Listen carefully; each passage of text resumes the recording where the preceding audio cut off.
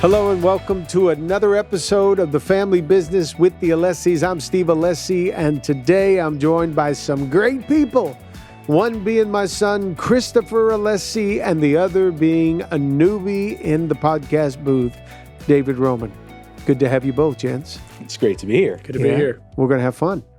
Well, we're at least going to tackle a subject that I think is endearing. I know it's close to your heart, David, and because of the way you have responded and handled this, it's close to our heart because we've been able to come alongside of you in the journey. Now, before we get into the weeds of it all, you are the brother of John Roman, who happens to be handling all of our sound here with our recording. And so family is what we do around this place in Metro.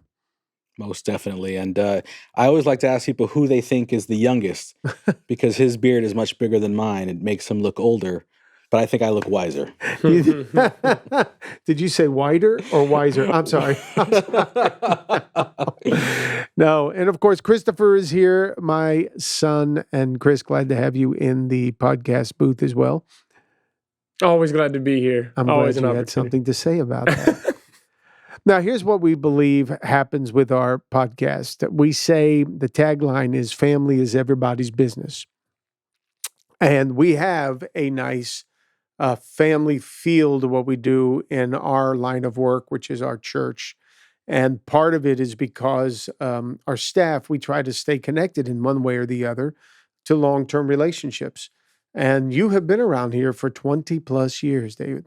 Yes. Actually, my wife and I started coming to the church before she was my wife. We were dating and engaged. Mm-hmm.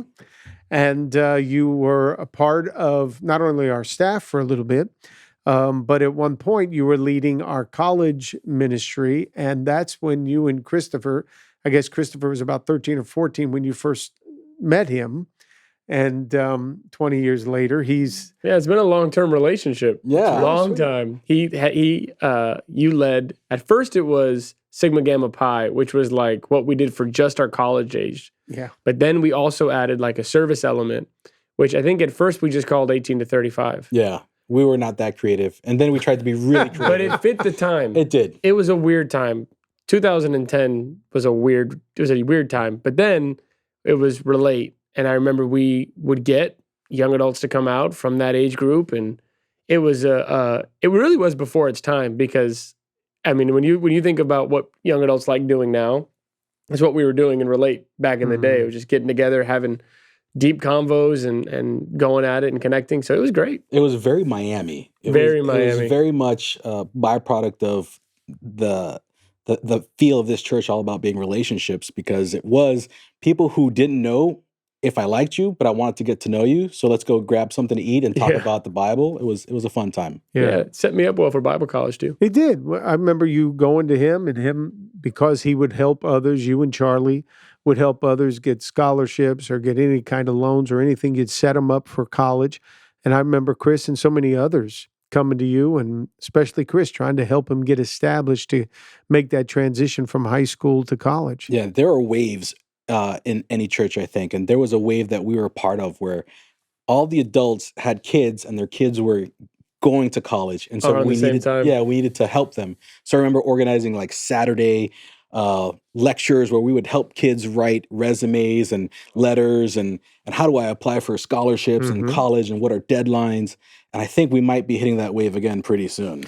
Yeah, they go and get it on their computer. That's the problem. No personal relationship. They'll watch it on whatever. But here we are, thankful that you've hung with us for this long. And this is why I love long-term relationships, because we can go back and we can talk about those shared experiences. And quite frankly, there's people today that are now married with children of their own that were part of that college group all those years ago. So it's really cool to see that thing, keep them connected over the years. Now, here's where I'd like to go today because of, we talk about family, family being everybody's business. Your family is unique and precious because you and Paola embraced first foster care, but then adoption. And the Lord has opened the door for two beautiful little girls, Karis and Dawn. And so I'd like us to talk about adoption and how it benefits the individual that says, I've been given so much in my life, I'd like to share it with children who either I can birth, of course, but maybe I can't. And so therefore, let me still use what I have to be a real blessing to them. And so first, I'm thankful that we've had a part of you and Paolo's journey, seeing it firsthand, and you've really embraced it. So to start this off, tell me what adoption means to you.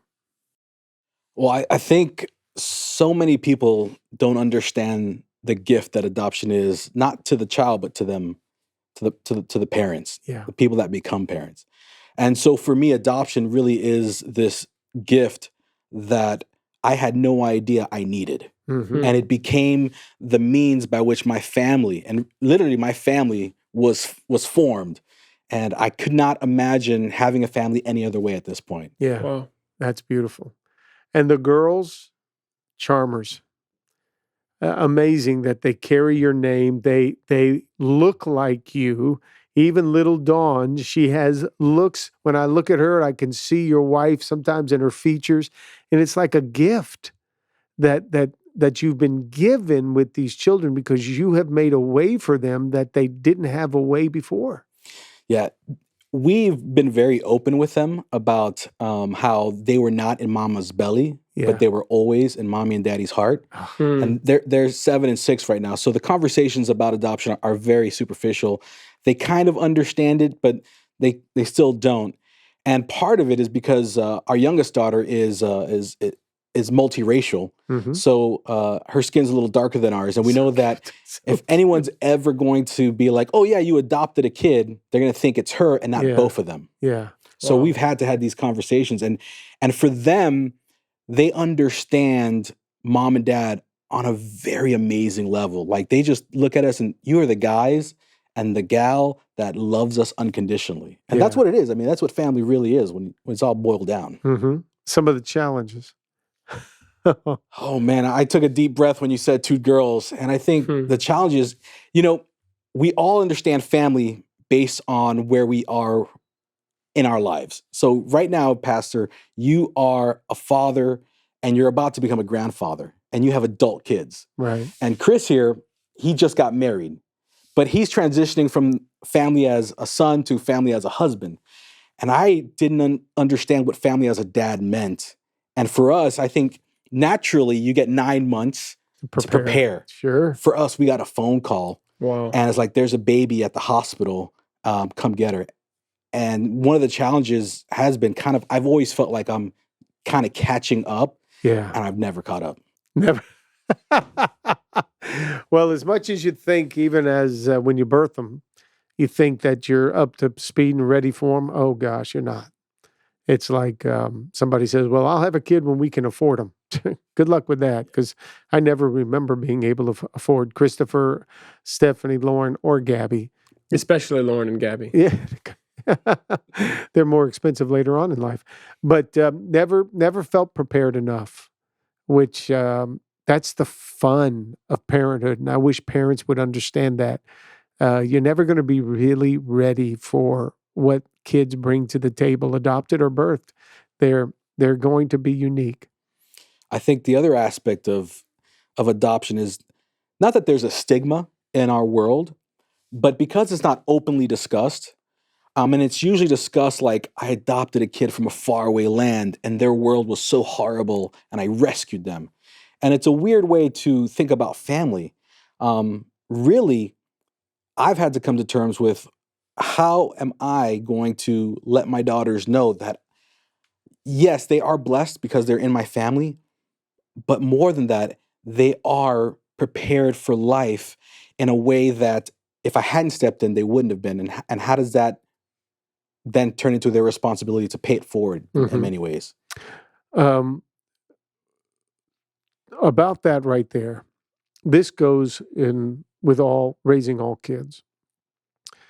There's got to be conversation constantly taking place in the home, whether it's a marriage, it's a newly married couple, whether it's a newly adopted child. There's always challenges that you're facing. Every situation, life is filled with challenges, things that hit you.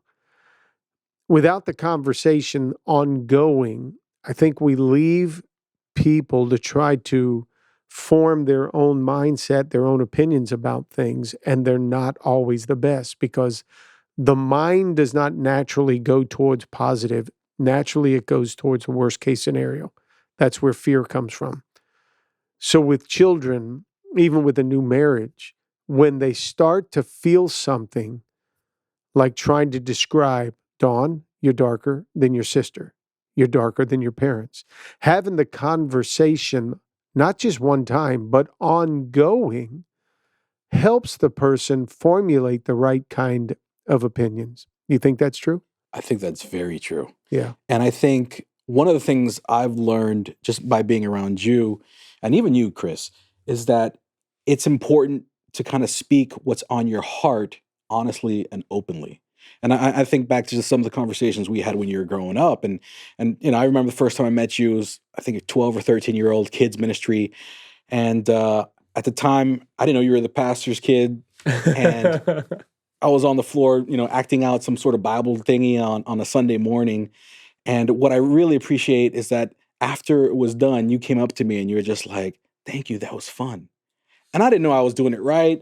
And as we talk about kids, it's like, it makes me look at my daughters and I'm like, I hope I can put them in a situation, in an environment where they'll be a grown-up, that they will see something happen that grown-up does, and they'll just want to go up to them and say, "Thank you." That was fun. Well, I keep getting the image now of being grafted in. I was just talking to Armando about, how you can literally take a branch from a different tree, and as long as you set everything up right, it will continue to live on a different tree. You could take a branch off and that's the image used in scripture to describe Gentiles. It's, you are a part of the family of God just as much as the Jews were, because you've been grafted in. Not, hey, we decided to include you, but you've been grafted in. And the truth is, in adoption, your daughters are your family as much as they're anybody else's, because they've been grafted in to the Roman legacy. And so, yeah, they might not look like our tree, your tree. They may come from a different tree, but that doesn't make them any less a part of yours. And that's such a powerful, powerful image. And so, my dad says that they even look like you. Well, the truth is, psychology will tell you that if you adopt a baby before they're 6 months old, they will take on physical characteristics of you. And that's the whole nature and nurture conversation. It just shows how powerful the nurture is.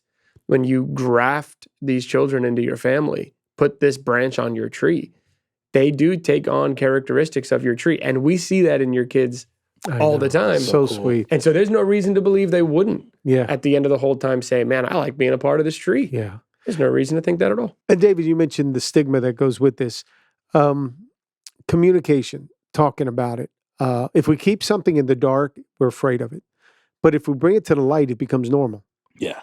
And having the conversation with children that are adopted, can it help them see that this is really normal? This is good?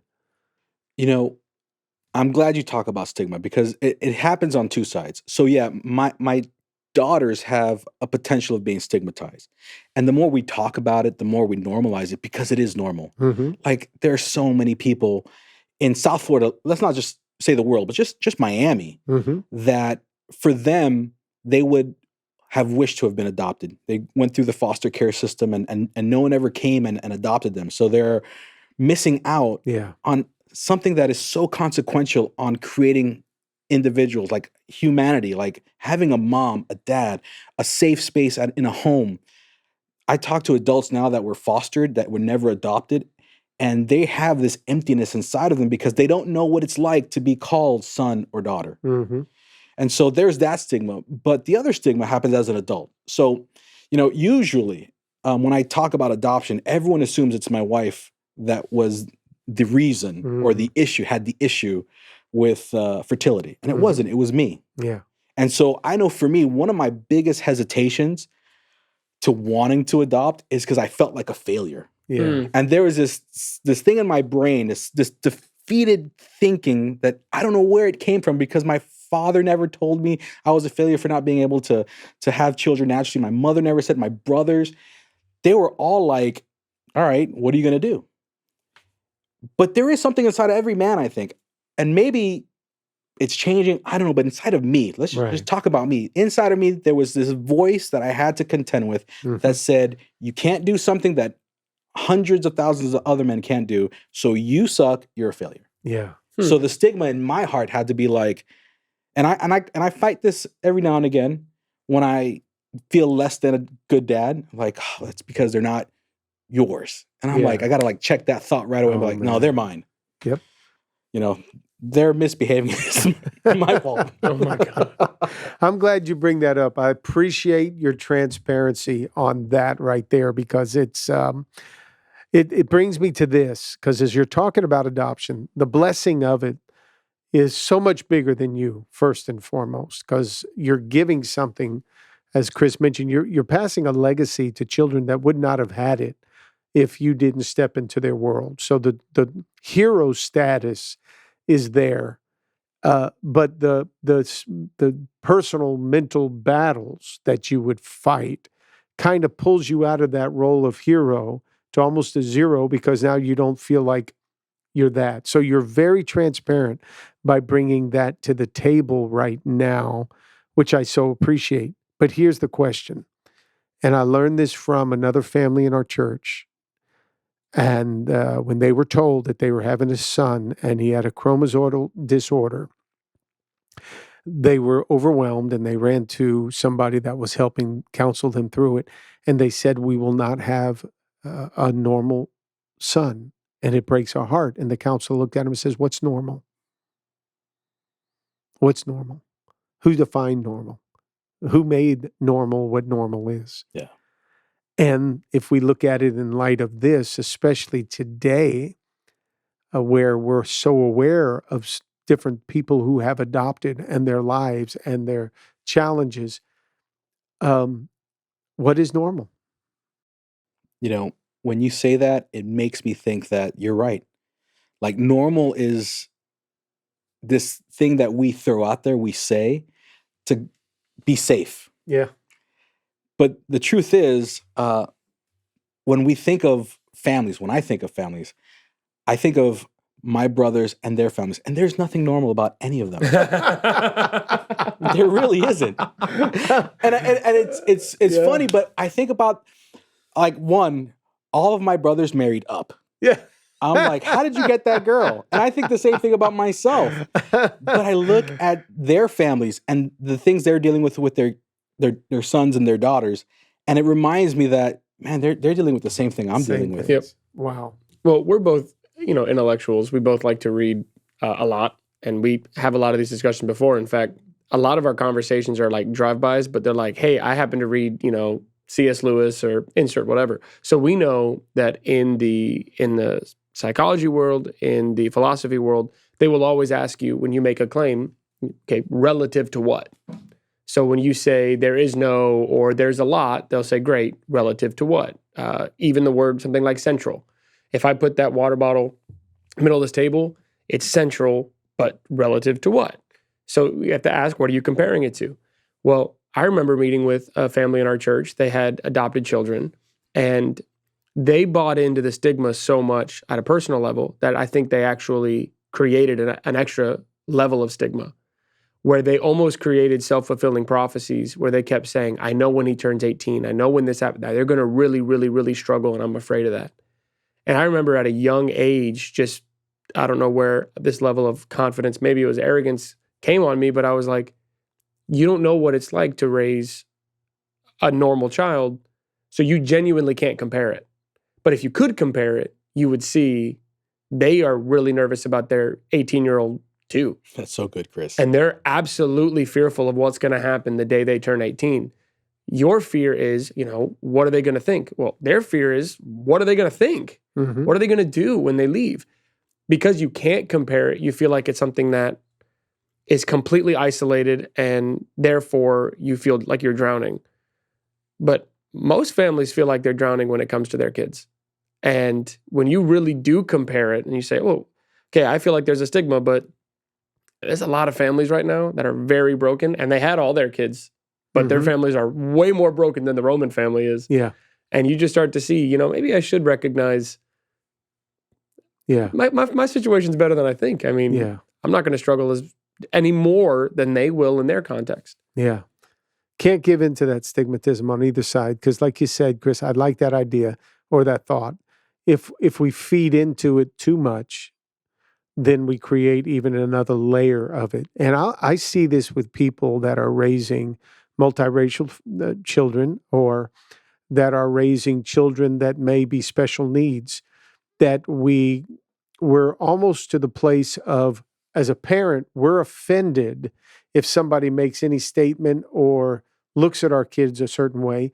And because we're offended, we go to the defense of our kid, and they're not offended. They don't understand that it's anything about their skin color or the way they process with their words or whatever that is. They don't understand it. They just know they're in a kid's world, and quite frankly, kids' worlds are cruel sometimes, because way more cruel than the adult world. But it prepares you for the cruel world of adults. But a parent will run in and they will make the issue now an issue. Yeah. Instead of being able to step back and say, hey, this is life. We have our challenges. Everybody has their challenges. This is something, and we help them prepare for life on the bigger stage, not the life that they're going to live with certain limitations that are being stigmatized because of their specific situation. We all have it. Yeah.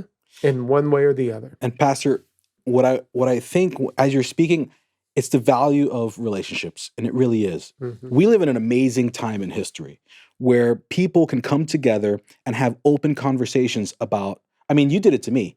And there was no hesitation. You took me out to a cup of coffee and said, hey, Joker, have you thought about starting a family? And I was like, yeah. And it was like, well, have you thought about adoption? Because that's one way you can start a family.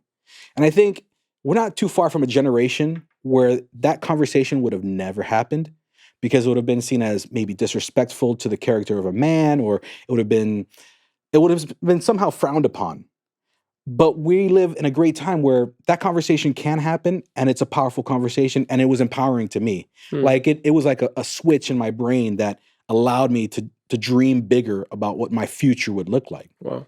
But at the same time, we live in a world, to what you were saying, where that freedom also has created like people to say weird things because they are free to say it. And you're like, what are you talking about?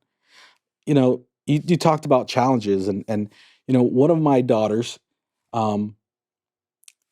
she's half Haitian. I don't know her full history because I only know about the mom. I don't know about the dad.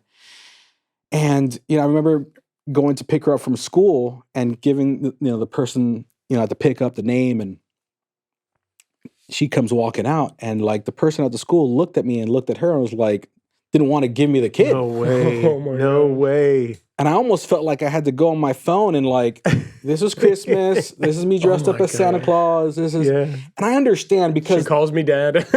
Again, because the world we live in has put that person with a preconception of what family looks like. Yeah. And I could have been offended and taken it like, you jerk. What's going on with your thinking? As opposed to saying, oh yeah, she looks like her mom, and diffusing the situation, and just giving them the out, and just being gracious enough to give them the out, to be like, yeah, she looks like her mom. Well, to that point, with the divorce rate now and then the remarried rate, I mean, there are a lot of families where there is a kid in the home that does not, quote unquote, naturally belong to one of the parents. I mean, that's sadly almost more normal than a home where both parents have been married their entire lives and have had all their kids naturally.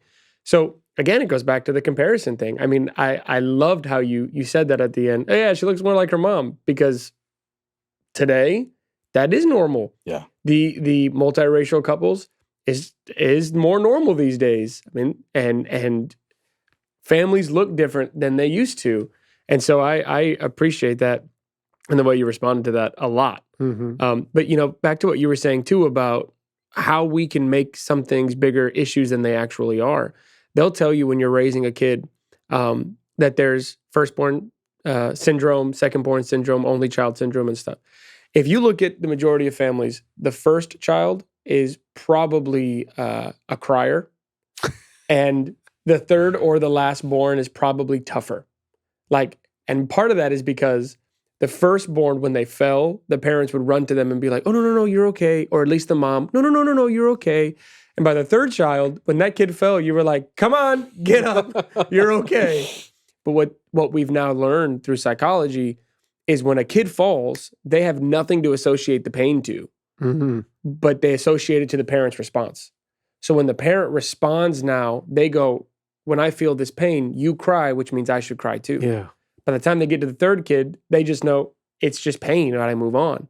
So it's kind of like when our kids are experiencing things, when our next generation or new Christians, whatever it is, when they respond to things, we recognize, okay, the way I behave, you're going to now associate with the feeling you have. I can't rush in and make this an issue because if I do, you will become a larger carrier of the flag of that issue than even I am. And so I have to recognize, okay, you fell for the first time, you're going to be okay. Hey, weird interaction with the teacher, hey, that's going to happen. Who cares? But people call us the wrong things all the time. People call my wife white all the time, and she is not. I mean, it's a thing now.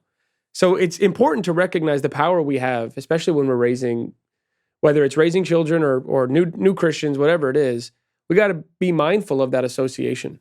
Yeah, but I love what you're saying because it goes back to the point on relationships. If it wasn't for me being connected to you and seeing how you've diffused situations and even how you've diffused situations and just being gracious with other people and being like, because if I would have made a thing of it or if I would have taken offense at it, my daughter would have seen and she would have caught that offense from me. Yeah. As opposed to just handling it the way it was. My daughter was completely oblivious and we went home and got Slurpees. It was great. Tell me, what do you think about your wife? Here she is. She's adopted these precious girls with you. And what does that just make you do? Well, I already told you, all the Roman men married up. Yeah. And so when I think of my wife, she was very patient. It was, we were married for 10 years. We thought we'd start family around year 5. And there was a season of 5 years where, we were trying to have kids. And I enjoyed trying. But, around that 10-year mark, it got like hard. Yep. And she said this story before. My younger brothers have had children before me. And when my brother John had his child, I remember on his registry, he had this really expensive Eddie Bauer edition bassinet. And I remember one thinking, this joker, he could buy that for himself. But then I also thought, talking about faith, at the time, this church is all about faith. And one of the conversations was like, well, you sow a seed into where you want to be. Yeah. And my wife tells a story, and she reminded me about this because we were having a conversation with another family that's considering adoption. And she tells it much better with tears and everything. But I just want to say, when we saw that registry, we were like, you know what? We don't have kids right now, but we're going to buy this. Yeah. And we're going to sow this into my brother's family. And it's going to be the top of the line, the best of the best, because I know one day we're going to have a daughter or a son. And this is kind of like a seed we're planting. We're sowing faith. Yeah. Wow. It hurts. Every time we'd go to a baby shower, it would hurt. We would make up excuses not to go. All of our friends were having kids, and we were the only ones not. And so when it happens at year 1 and they're newborns, that's great. But when it's like year 3 and they're on their second, not only do they have a 3-year-old, but now they're about to have a second child. Yeah, it'll break our hearts. David, it's life. That's the crazy thing. It's life, because we could say the very same thing about the young man or young woman who has all of their friends getting married and they still have not I watched that parade. Yeah, it's that parade. It's part of life. Anytime we have one of these situations where we want to look at ourselves, and I don't mean this in a bad way. It's not towards you, but we can start to feel sorry for ourselves because we don't have what they have. Yeah. We can very easily take away the alternatives to life that could bring another measure of joy, that you're just as joyful. It just is coming in a different areas. So the young girl who's not married yet, she doesn't just sit home and get down about not having a boyfriend. She goes and connects with some of her girlfriends and say, girls, we're going to have a great time together, and we're going to have some travel together, make some memories. Or she doesn't just sit home and, oh, poor me, lick her wounds. She goes out and pushes herself to get past what would be the obstacle that's keeping her from that joy that she's looking for, that fulfillment. And it's the same thing with a couple that that can't have a child and says, okay, I can either sit here and feel sorry for myself, or I can turn around and say, let me adopt, because the opportunities are there for adoption. And yours were pretty miraculous. The way yours came to you. They were. It was like, I try not to be preachy on this and not refer to the Bible too much, but it's like the heavens opened over you and boom, 2 angels fell out of the sky and into your family, the way that both of those happened. Yeah. And our deal is we were ready to adopt through an adoption agency.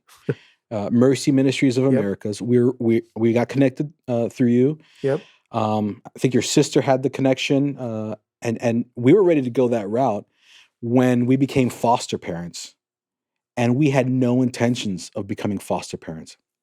But can I tell you, the way I thought my family would have happened and the way it happened, I wouldn't change it for anything. Yeah. I would not change it for anything. And so when you say like heavens opened up, like I remember doing the classes to become an adoptive parent, and they ask you, do you want to be a foster parent or just an adoptive parent? And we're like, no, we're taking these classes just to be adoptive. And the woman's like, are you sure? Because the need was so huge. And not that they were guilting us, but they're like, listen, the need is so huge. Here in South Florida, there is so many children that are in need of families. And you guys, you talk about my wife. My wife, she's a VP of a developing company, a not-for-profit. They develop housing for homeless, formerly homeless veterans and folks who are aging out of foster care. I don't call her Saint Paola, but I know other people do.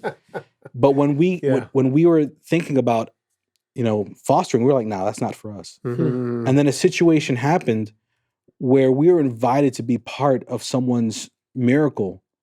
And we did become foster parents. And then we said yes to fostering an 11-year-old boy who needed foster parents. Yeah. And just stepping in for him. And that opened us, put us on a list, put us in a situation where we got a phone call on a Wednesday morning and saying, Mr. and Mrs. Roman, you're foster parents. There's a newborn baby who is in the foster system but will need to be adopted. Do you want her? Mm. And we're like, yeah. And we got in a car and went down to Jackson Didn't even have Hospital. a car seat. Didn't have a car seat. Had to borrow one. Because it just happened like that. David, we were there. I so appreciate the opportunity that me, Mary, our family, our staff had in witnessing all of this. And to see you and Paola's heart so big to say yes when the opportunity arose just showed us the selflessness that you have, which makes the world so much better. And I would just say to people that are struggling with this in their life, they're trying their best to have children, they can't. Or they've already raised their kids and they're looking at another alternative.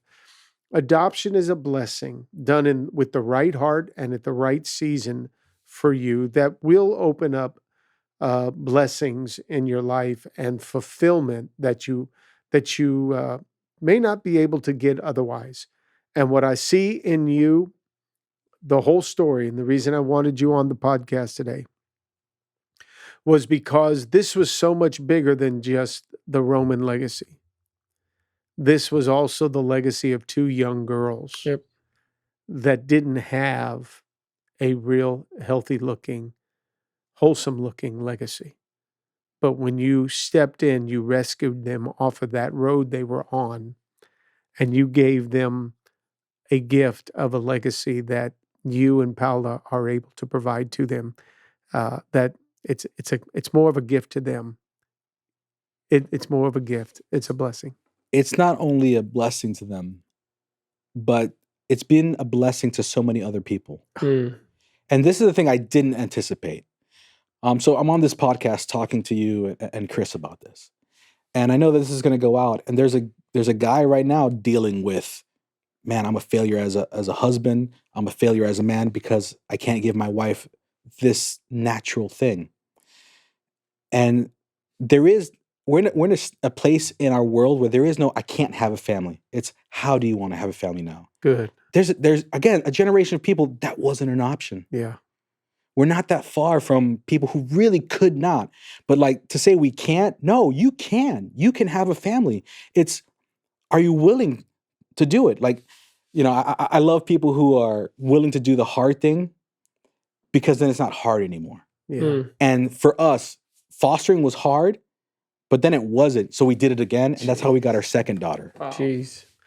Love it. Yeah. Well, I just want to say to that point, I saw something cool the other day. You said people have way too much freedom and they're saying weird stuff. Well, now, you know, the Christians we are pro-life, and there's an attack on that right now on social media and the world that, no, you're not, you're just pro-birth, which doesn't make any sense. It's a change in semantics where they think it makes sense and it does not. But there was a post that went out recently of a pastor who's attacking that direct thing, that you think we're just pro-birth.